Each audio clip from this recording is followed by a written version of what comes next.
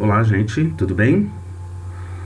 Então, dando continuidade então ao nosso estudo de psicossomática, eu quero fazer aqui a revisão do conceito que nós deixamos na aula passada, que foi apresentado aqui nesse slide, né? Que a psicossomática, então, será entendida por nós como estudo da pessoa como um ser histórico, que é um sistema único, constituído por 3 subsistemas, que é o corpo, a mente e o social. Esses 3 subsistemas, eles estão interligados. Eles são, na nossa concepção, constituídos de substâncias da mesma substância, mas com atributos diferentes. Vocês se lembram que essa concepção é uma concepção monista e que se fundamenta na filosofia de Baruch de Spinoza. Tá. Quais são as bases da psicossomática? Quais são os fundamentos da psicossomática? Então, a psicossomática tem seus pilares assentados sobre os conhecimentos da fisiologia humana, em especial da psicofisiologia, da psicologia social, da patologia geral, das psicologias dinâmicas, notadamente a psicanálise, e das concepções holísticas. Isto segundo Rodrigues e Gasparini, que aparece no texto do Mello, o texto do Mello, que vocês têm em mãos, Psicossomática Hoje. É claro que aqui o nosso enfoque ele vai ser muito mais sócio-histórico-cultural do que propriamente psicodinâmico, embora não se rejeite a ideia de subjetividade humana de forma nenhuma nessa concepção, que aliás se entende que a identidade, a personalidade, ou o que se chama de personalidade, é construída a partir das relações sociais. É uma constituição dialética que ocorre do meio externo ao sujeito para o seu psiquismo e do seu psiquismo para o meio externo. Essa divisão não é tão expressiva, ela é muito tênue, essa divisão entre o dentro e o fora, o que está externo e o que está interno, o que é intersubjetivo e o que é intrasubjetivo, ok? Mas dando continuidade, então nós temos então uma corrente da psicossomática fundamentado nas teorias psicanalíticas e uma corrente de inspiração biológica alicerçada no conceito de estresse. Obviamente que nós vamos fazer uma opção pela segunda corrente, mas de modo algum a gente quer dar um enfoque estritamente biológico, né? Mas essa é a corrente nossa adotada. Bom, em relação à evolução da psicossomática, conforme nós já vimos no encontro anterior, né? E segundo o texto do Mello Filho, a evolução da psicossomática se deu em fases, em 3 fases. Na primeira fase é a fase dominada pela psicanálise. A segunda fase, que ele chamou de intermediária, é influenciada pelo modelo comportamentalista, né, pelo behaviorismo. E a terceira fase é dominada, é a atual ou multidisciplinar, que valorizou o social. E é nessa terceira fase, claro, que a gente se encaixa e que a gente vai desenvolver as nossas reflexões. Quais são as características, então, das manifestações ditas psicossomáticas? Bom, uma manifestação psicossomática, que é, entre aspas, uma doença psicossomática, um transtorno psicossomático, quais são as características dele? Ele não se encontra uma explicação biológica e física para o sintoma. Ele é desencadeado por um acontecimento da ordem da perda ou equivalente. Por exemplo, o luto. O luto se refere à perda, não importa se por morte ou por algum distanciamento qualquer. Carências na representação psíquica, que tem a ver com a conceptualização da realidade para o sujeito, o entendimento da realidade pelo sujeito, e também as representações que não podem ser conscientes, que é a angústia e o sofrimento produzido. Sabe-se angustiado, mas não se sabe por que angustiado muitas vezes. Além disso, ela se expressa através de uma comunicação que é desconhecida do sujeito. Ele busca a solução de conflitos que são consigo próprios, intrapsíquicos. Acredita-se que esse processo pode ser revertido pela palavra. Além disso, existe o discurso típico do próprio sujeito em relação ao entendimento das coisas do seu cotidiano, através de equívocos e contradições, por exemplo. Há também uma correlação temporal com determinados acontecimentos e datas. Esses acontecimentos e datas são aqueles indutores de uma manifestação psicossomática ou de uma doença psicossomática, e costuma muitas vezes ser marcante, como perdas, por exemplo, lutos, por exemplo. O tripé, sistema nervoso, sistema endócrino e sistema imunológico, esses sistemas atuam de forma interrelacionada, de modo a produzir a estabilidade orgânica no sujeito. Como nós dissemos, o corpo ele está conectado ao ambiente. Então, muitas vezes ele reage a esse ambiente, né? Como essa relação ela é dialética, então o sujeito interno, o sujeito na sua estruturação interna, na sua identidade, no que se chama de personalidade, se relaciona com outras pessoas, se relaciona com as coisas do seu ambiente externo, e o sistema nervoso e o sistema endócrino e imunológico, eles funcionam de forma integrada com essas relações que o sujeito estabelece, como ele reage, e existem implicações, aquilo que se faz, aquilo que se ouve, ou as histórias por que se passa, os eventos por que nós passamos, as atividades que nós nos propomos a realizar, ou que somos obrigados a realizar, elas têm repercussões sobre os diversos sistemas corporais, principalmente o nervoso, o endócrino e imunológico. Um exemplo disso, de fácil entendimento, é a alteração no batimento cardíaco diante de uma situação que nos causa alguma angústia. A pressão arterial se altera, é um processo que os estudiosos chamam de luta e fuga. Ele é um processo adaptativo, né? Bom, por esse esquema aqui, a gente pode perceber, então, essa interligação no tripé, né? Você tem o sistema nervoso no pico, né?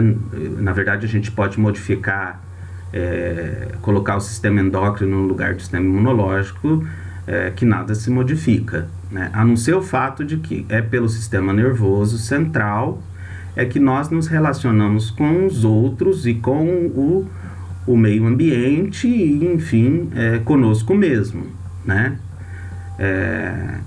Então, os eventos que nos são estressores, eles têm uma repercussão inicial sobre o sistema nervoso central e imediatamente sobre o sistema endócrino e o sistema imunológico, né? Essa comunicação se dá do sistema nervoso central para o sistema endócrino, se dá por hormônios neuroendócrinos produzidos pelo sistema nervoso.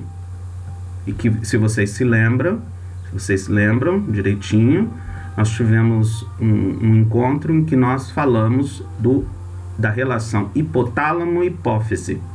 Então, hipotálamo, sistema nervoso, hipófise, sistema endócrino. O sistema endócrino comunica-se com o restante do corpo através de substâncias chamadas de hormônios. Esse mesmo sistema endócrino comunica-se com o sistema imunológico também por hormônios. Esses hormônios alteram o funcionamento do sistema imunológico, assim como o sistema imunológico também altera o funcionamento do sistema endócrino.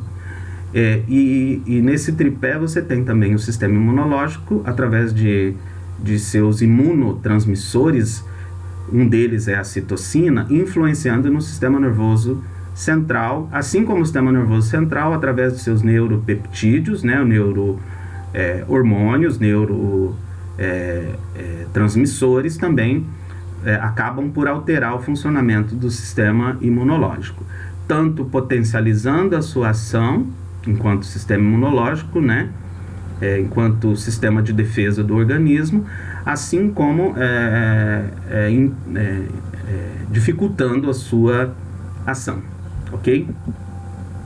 Bom, nós aprendemos sobre o sistema endócrino e nós aprendemos sobre o sistema nervoso. Agora a gente vai fazer um pequeno esforço aqui de trazer para vocês o sistema imunológico, né? O sistema imunológico é um sistema mediador das relações do indivíduo com os agentes do meio externo, por exemplo, bactérias, vírus e outros, por meio de resposta imunológica de células e anticorpos e com agentes do meio interno não cognitivos por meio da autorreatividade interna. Bom, gente, o que a gente tira desse conceito aqui, né? Que esse é um conceito que a gente pode ter de sistema imunológico, né? Que é um sistema mediador de relações do indivíduo, né? De um indivíduo com agentes do meio externo. Esses agentes do meio externo podem ser coisas vivas, como bactérias, fungos, vírus, né? Como também pode ser uma agressão ao nosso próprio corpo por uma substância, por uma estrutura inerte, por exemplo, quando a gente se corta com um vidro, com um plástico, com um metal, e isso produz uma reação imunológica, né? A reação imunológica inicial costuma ser uma reação que produz uma inflamação, né? A inflamação naquele lugar onde você tem o corte, por exemplo, num acidente com vidro, por exemplo, essa reação inflamatória, o que é? É uma reação imunológica, a princípio, né? E que tipo de relação é essa? O que ele produz uma reação inflamatória? Ele produz aumento de temperatura naquele local ou no corpo todo, é a febre, né? E o aumento de temperatura facilita a ação do sistema imunológico. Gente, estou falando da reação de inflamação. O que é a reação de inflamação? Você tem aumento de temperatura, né? Aí você tem inchaço naquele ponto. O inchaço pode ser perceptível ou não, ou pode ser muito... pode não ocorrer, né?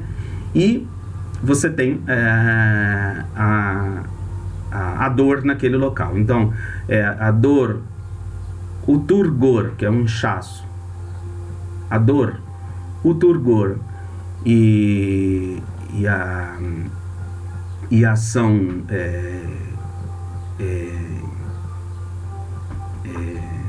imunológica em que aumenta a temperatura, né? Então, é a dor, o turgor e o aumento de temperatura. Esses 3 fatores ocorrem como uma reação inflamatória. Essa reação inflamatória inicial, ela possibilita a ação especificamente da resposta imunológica, né? Que pode se dar através de células que fazem fagocitose e destruição do antígeno, a bactéria do vírus, né? Aquele que penetrou ou não, porque eu disse que pode ser um elemento que cortou um vidro, um plástico, né? Ou um metal, né? Isso provoca essa reação imunológica. E aí, num segundo momento, você tem a produção de imunoglobulinas, né? Que são proteínas que são chamadas de anticorpos, né? Então você tem, obviamente, que algumas barreiras que vão tentar controlar essa situação de invasão. Então, o sistema imunológico é um sistema mediador das relações do indivíduo com os agentes do meio externo, né, por meio de uma resposta imunológica celular, em que se faz a fagocitose, ou então a produção de anticorpos para destruir o agente, né? O sistema imunológico, dessa maneira, se envolve então na manutenção da tolerância aos componentes internos do próprio organismo, né? E atuaria como um sistema autorregulável, operando em íntima associação com outros sistemas de cognição interna, que a gente chama de cognição interna, que é o sistema nervoso e o sistema endócrino. O sistema imunológico, então, pode ser dividido em 2 frentes, né? Que é um inato, aquele que a gente já nasce com ele. Ele não é específico, né? A gente não tem, por exemplo, condições de combater o vírus do sarampo, né? Mas, no entanto, pela amamentação, a mãe pode transferir o anticorpos da própria mãe pelo leite para a criança, assim como a gente pode vaciná-la ou aplicar partes do antígeno ou o antígeno já inativado na criança, de modo que ela produza o quê? Uma reação adaptativa. Então, o inato é inespecífico, ele é capaz, o sistema imunológico inato, a gente precisa diferenciar bem isso. O inato é aquele que a gente já nasce com ele, é inespecífico, ele não tem nenhuma especificidade, ele não combate um tipo específico de antígeno. Então, ele não é eficiente ainda. Mas, ao entrar em contato com os elementos, os antígenos que estão à nossa volta, né, que estão até dentro do nosso corpo também, no sistema digestório, por exemplo, o sistema imunológico ele se adapta e aí ele se torna mais específico. Então, o primeiro é inespecífico, o segundo é específico. É obviamente que na modernidade nós produzimos formas de produzir um sistema imunológico mais específico, que são os decorrentes da vacinação, tá?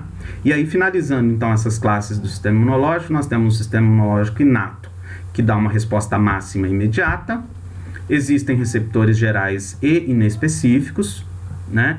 Não há memória imunológica, portanto, o sistema imunológico inato, que é aquele que a gente nasce com ele, não é muito eficiente. O sistema imunológico adaptativo, ele é mais eficiente, portanto, a resposta, apesar de ser lenta, ela é aprimorada. Os receptores e anticorpos já são mais específicos. E existe a presença de uma memória imunológica, ou seja, uma vez que você entra em contato com determinados antígenos e produz anticorpos, em alguns casos você tem uma proteção que pode ser duradoura. Ok, gente? Tá. E aí, nesse próximo encontro, nós vamos falar então da resposta imune, as 3 linhas de defesa que nós temos, ok? E a gente dá continuidade à ideia de como se dá a resposta imune, para depois a gente poder se associar com o sistema nervoso e o sistema endócrino, embora isso na prática ocorra o tempo todo. O sistema imunológico está sempre ele funciona em relação ao sistema nervoso e ao sistema endócrino, né?